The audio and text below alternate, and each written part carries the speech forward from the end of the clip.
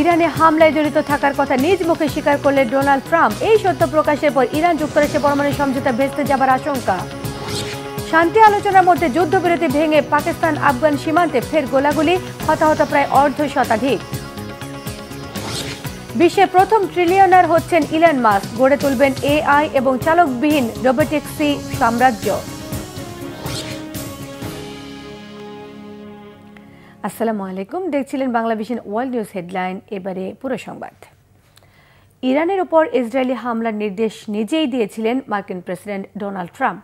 এমন বিস্ফোরক স্বীকারোক্তি দিয়েছেন তিনি। হোয়াইট হাউসে এক সংবাদ সম্মেলনে ট্রাম্প বলেন, ইসরায়েল প্রথমে আক্রমণ করেছিল এবং তিনি ছিলেন সেই হামলার দায়িত্বে। যুক্তরাষ্ট্র এতদিন দাবি করে আসছিল ইসরায়েল এককভাবে আক্রমণ চালিয়েছে। ট্রাম্পের মুখে স্বীকারোক্তির পর ইরান যুক্তরাষ্ট্রের সমঝোতা প্রায় অসম্ভব বলে মনে করছেন বিশ্লেষকরা। হাফিজুল ইসলামের ডেস্ক রিপোর্টে থাকছে বিস্তারিত। চলতি বছরের জুন মাসে ইরানের উপর চালানো ইসরায়েলি হামলায় সরাসরি জড়িত ছিলেন মার্কিন প্রেসিডেন্ট ডোনাল্ড ট্রাম্প। এমনকি তিনিই ছিলেন পুরো অভিযানের দায়িত্বে। এর আগে যুক্তরাষ্ট্র বারবার বলে আসছিল ইসরায়েল এককভাবে আক্রমণ চালিয়েছে, কিন্তু নিজের বলা পুরনো মিথ্যাকে খণ্ডন করে সম্প্রতি হামলার দায় স্বীকার করলেন ডোনাল্ড ট্রাম্প। বিশ্ব গণমাধ্যমে প্রকাশিত ট্রাম্পের স্বীকারোক্তি আন্তর্জাতিক রাজনীতিতে সৃষ্টি করেছে নতুন উত্তেজনা। প্রশ্ন উঠেছে, মধ্যপ্রাচ্যে ইরান ইসরায়েলের মধ্যে পূর্ণমাত্রার যুদ্ধ উস্কে দিয়ে কি ফায়দা হাসিল করতে চেয়েছিল আমেরিকা? আঞ্চলিক রাজনীতিতে মার্কিন প্রভাব বৃদ্ধির পদক্ষেপ হিসেবেই কি এমন পায়তারা করেছিলেন ট্রাম্প? গত 6 নভেম্বর হোয়াইট হাউসে এক সাংবাদিক সম্মেলনে রিপাবলিকানদের সিনেটে ভোটের নিয়ম পরিবর্তনের আহ্বান জানাতে গিয়ে ট্রাম্প হঠাৎ টেনে আনেন ইরান ইসরায়েল যুদ্ধ প্রসঙ্গ। তখনই তিনি দিয়েছেন এমন বিস্ফোরক স্বীকারোক্তি। আমি পুরোপুরি এই হামলার দায়িত্বে ছিলাম। দিনটি ইসরায়েলের জন্য একটি অসাধারণ দিন ছিল, কারণ আগের সবগুলোর চেয়ে বেশি ক্ষতি করেছিল ওই আক্রমণ। গত 13ই জুন বিনা উস্কানিতে ইরানে বিধ্বংসী হামলা চালায় ইসরায়েল। তেল আবিবের পক্ষে ইরানের 3টি প্রধান পারমাণবিক স্থাপনায় বিমান হামলা চালায় যুক্তরাষ্ট্র।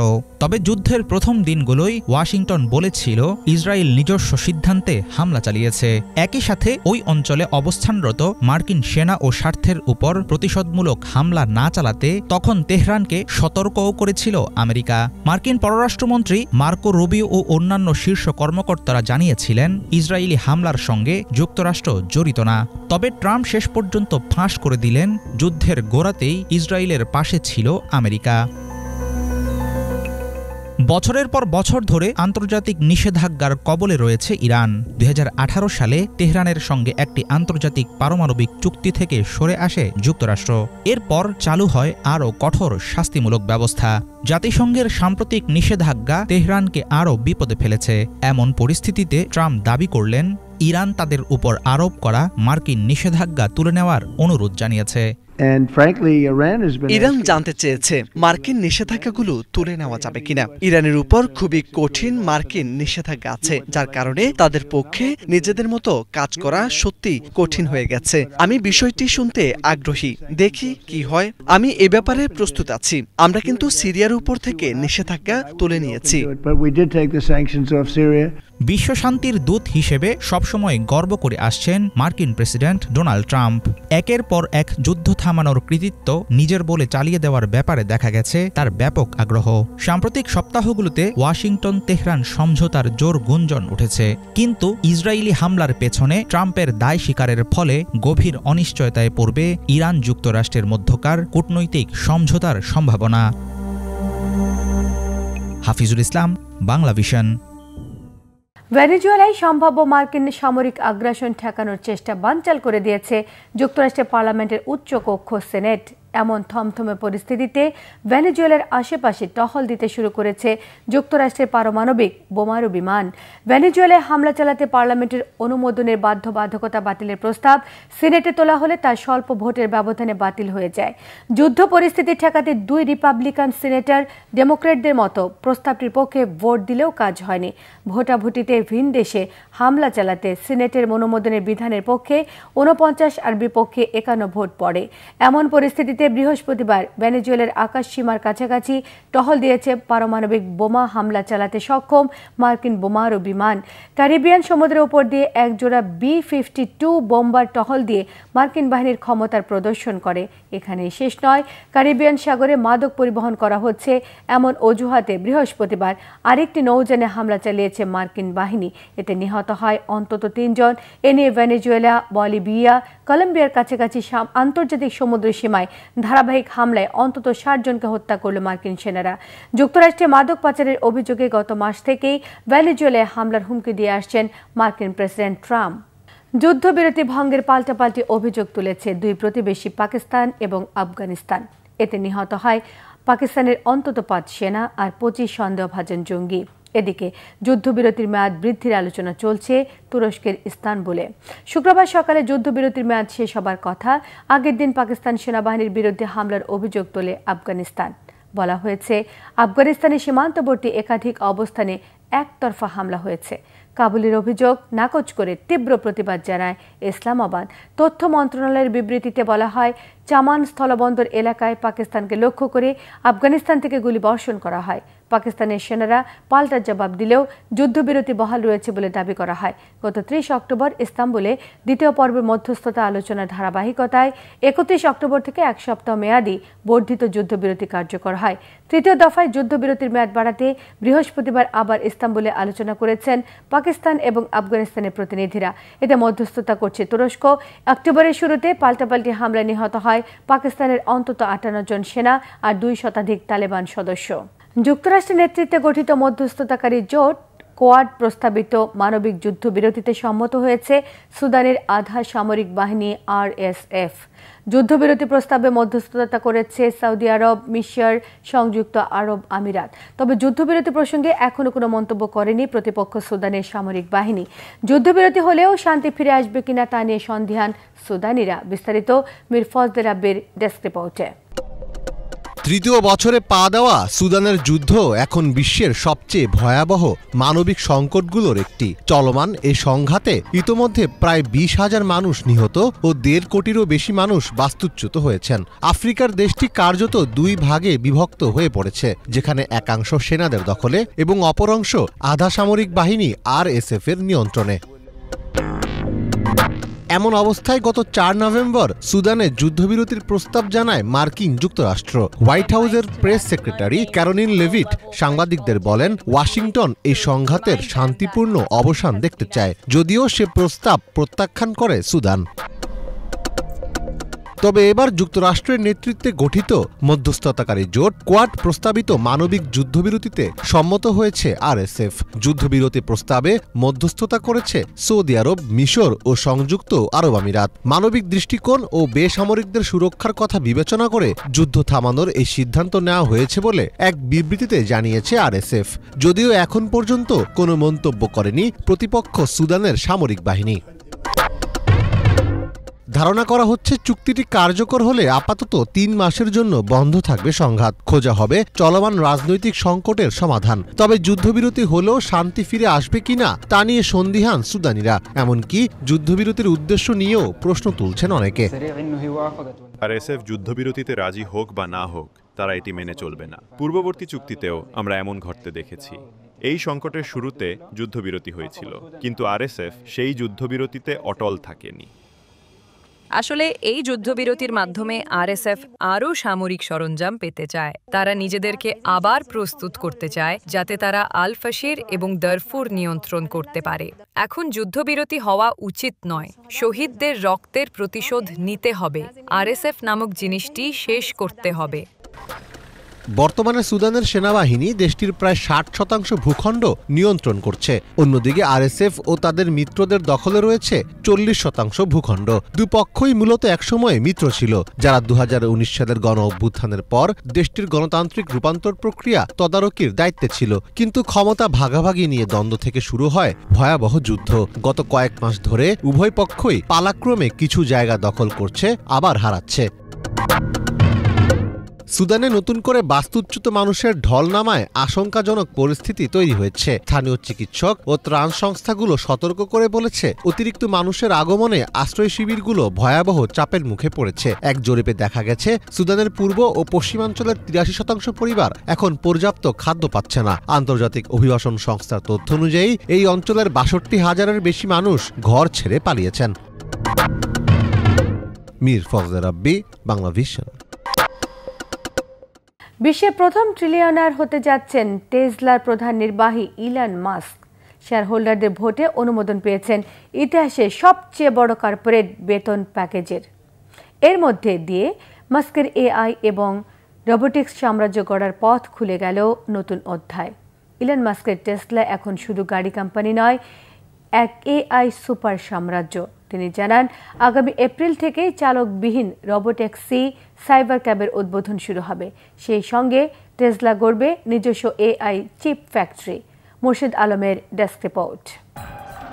বিশ্বের সবচেয়ে ধনী ব্যক্তি ইলন মাস্ক পেলেন ইতিহাসের সবচেয়ে বড় কর্পোরেট বেতন প্যাকেজের অনুমোদন। প্যাকেজ অনুযায়ী আগামী 1 দশকে তিনি সর্বোচ্চ $1 ট্রিলিয়ন মূল্যের টেসলার শেয়ার পেতে পারেন। তবে কর ও অন্যান্য কর্তনের পর প্রকৃত মূল্য দাঁড়াবে প্রায় $878 বিলিয়ন।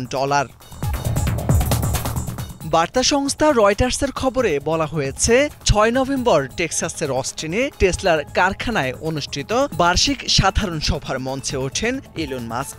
এরপরে তার পাশে নাচতে থাকে টেসলার হিউম্যানয়েড রোবট। এরপর শেয়ারহোল্ডাররা অনুমোদন দেন মাস্কের $1 ট্রিলিয়ন প্যাকেজে। বিশ্লেষকদের মতে এই ভোট শুধু বেতন নয়, এটি টেসলার ভবিষ্যতের দিক নির্ধারণ করেছে।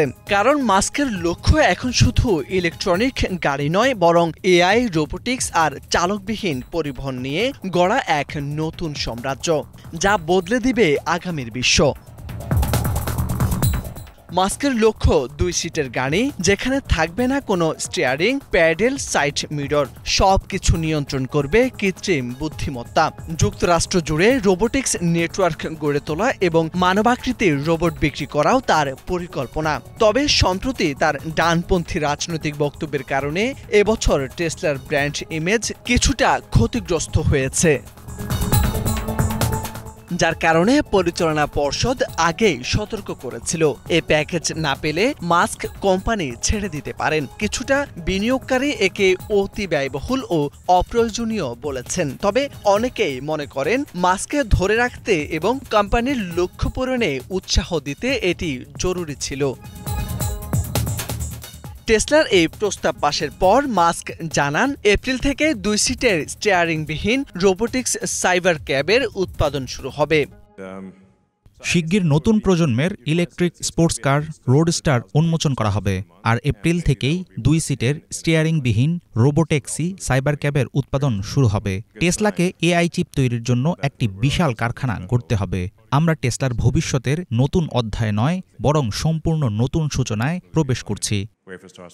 আগামী দশকে মাস্কের লক্ষ্য 2 কোটি গাড়ি উৎপাদন, 10 লাখ হিউম্যানয়েড রোবট বিক্রি আর অন্তত $400 বিলিয়ন মুনাফা অর্জন। চিপ থেকে রোবট, মাস্কের দুনিয়া এখন আরও বড়, আরও বুদ্ধিমান। টেসলা এখন কেবল ইলেকট্রিক কার নয়, ইলন মাস্ক গড়েছেন এক এআই সুপার সাম্রাজ্য। মুর্শিদ আলম, বাংলা ভিশন। ফরাসি শিল্পীর অদ্ভুত প্রতিবাদ। ভোররাতে নেদারল্যান্ডসের আমস্টারডামের খালপাড়ে চুপি চুপি ভাসিয়েছিলেন 2টি লাল মূর্তি, একটি দেয়াল আঁকড়ে আর একটি ময়লা পানিতে ভাসতে ভাসতে ডুবে যাবার মতোই, যার মূল বার্তা ছিল জলবায়ু পরিবর্তনের। মূর্তিগুলোর ভিডিও ইতিমধ্যেই বিশ্বজুড়ে ছড়িয়ে পড়েছে। প্রতিটি শিল্পকর্মই পরিবেশ, সমাজ এবং রাজনীতির বাস্তবতাকে ফুটিয়ে তোলা হয়েছে। বিস্তারিত থাকছে মুর্শিদ আলমের ডেস্ক রিপোর্টে। কখনো খালের ময়লা পানিতে ভেসে থাকে, আবার কখনো দেয়াল আঁকড়ে ঝুলে থাকে। পা থেকে মাথা পর্যন্ত লাল রঙে ঢাকা। হাতে রয়েছে প্ল্যাকার্ড, তাতে লেখা আই অ্যাম ফাইন।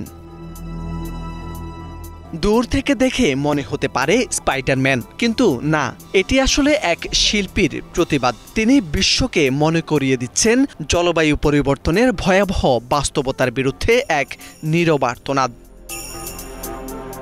বার্তা সংস্থা রয়টার্সের খবরে জানা গেছে ৬ নভেম্বর ভোর ৫টার দিকে নেদারল্যান্ডসের অ্যামস্টারডামের খালপাড়ে ফরাসি শিল্পী জেমস কলোমিনা ও তার সহকারী চুপি চুপি ভাসিয়েছিলেন দুটি লাল মূর্তি।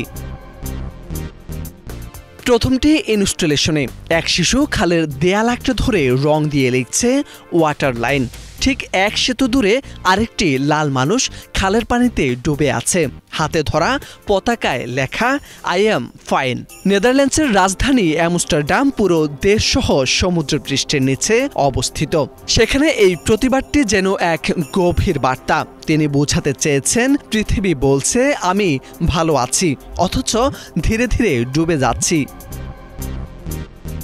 শিল্পী কলোমিনা জানান, জলবায়ু পরিবর্তন কোনো রাজনৈতিক বিষয় নয়, এটি মানবতার বেঁচে থাকার প্রশ্ন। মানুষকে এই জরুরি বাস্তবতার কথা মনে করিয়ে দিতেই এমন আয়োজন। এটিকে প্রথমে মাতাল ডাচ নাগরিকের ভাস্কর্য ভেবেছিলেন খালপাড়ে ঘুরতে আসা কানাডিয়ান পর্যটক ড্যানিয়েল লোলেস। এটা আমাকে চমকে দিয়েছে। প্রথমে বুঝতেই পারিনি এটা কি, অনেকক্ষণ দেখার পর জানতে পেরেছি এর রহস্য। জলবায়ু পরিবর্তনের এমন প্রতিবাদ কতটা গভীর বার্তা বহন করে তা এখানে ফুটে উঠেছে। কলোমিনার এই লাল মূর্তিগুলো ইতিমধ্যেই বিশ্বজুড়ে ছড়িয়ে পড়েছে। প্রতিটি শিল্পকর্মই পরিবেশ, সমাজ ও রাজনীতির বাস্তবতাকে ফুটিয়ে তোলা। স্থানীয়রা জানান, এই লাল মূর্তিগুলো সময়ের এক কঠিন প্রশ্ন ছুড়ে দেয়, আমরা কি সত্যি ভালো আছি? লাল রঙের মানুষটি হয়তো নড়ছে না, কিন্তু তার নীরব প্রতিবাদ বিশ্বের সবচেয়ে জোরালো সতর্কবার্তা হয়ে উঠেছে। মোর্শেদা আলম, বাংলা ভিশন। নিউ ইয়র্কবাসী মেয়র হিসেবে জোহরান মামদানিকে নির্বাচিত করায় মহানগরীর অবকাঠামো উন্নয়নে কেন্দ্রীয় সরকারের পরিকল্পনা বাতিলের হুমকি দিয়েছেন মার্কিন প্রেসিডেন্ট ডোনাল্ড ট্রাম্প। বলেছেন, নিউ ইয়র্ক, শিকাগো সহ বিভিন্ন শহরে থামবে না অবৈধ অভিবাসীদের ধরপাকড়ের অভিযান। ইমিগ্রেশন এবং কাস্টমস বাহিনী ICE এর জোরদার ধরপাকড় ব্যাপক সমালোচনার মুখে পড়লেও এর পক্ষে সাফাই দিয়েছেন প্রেসিডেন্ট ট্রাম্প। হোয়াইট হাউসে সাংবাদিকদের তিনি বলেছেন, থামবে না অভিযান, দেশ থেকে তাড়ানো হবে দুষ্কৃতিকারীদের। ট্রাম্পের দাবি, যুক্তরাষ্ট্রে প্রবেশ করা লাখো অভিবাসীর বেশিরভাগ কোনো না কোনোভাবে মাদক চোরা কারবারি, মানসিক রোগী কিংবা খুনের সঙ্গে জড়িত। এদের 50% একাধিক খুনের সঙ্গে জড়িত বলেও দাবি করেন তিনি। হাজার হাজার অভিবাসীকে আটকের সময় খুব নির্মম কৌশলের প্রয়োগ করা হচ্ছে বলে অভিযোগ তুলেছেন মানবাধিকার কর্মীরা। ট্রাম্প প্রেসিডেন্ট হওয়ার পর গত জানুয়ারি থেকে চলমান অভিযানে শুধু ICE এর হেফাজতেই মারা গেছে কমপক্ষে 20 জন অভিবাসী। এদিকে প্রতিদিনের মতো বৃহস্পতিবারেও নবনির্বাচিত মেয়র মামদানিকে কটাক্ষ করে তীব্র সমালোচনা করেন ট্রাম্প। ভোটারদের ইঙ্গিত করে বলেন, ব্রিজ, টানেল সহ উন্নত নাগরিক অবকাঠামো নিউ ইয়র্কবাসীর হয়তো দরকার নেই, তাই মামদানিকে ভোট দিয়েছেন তারা।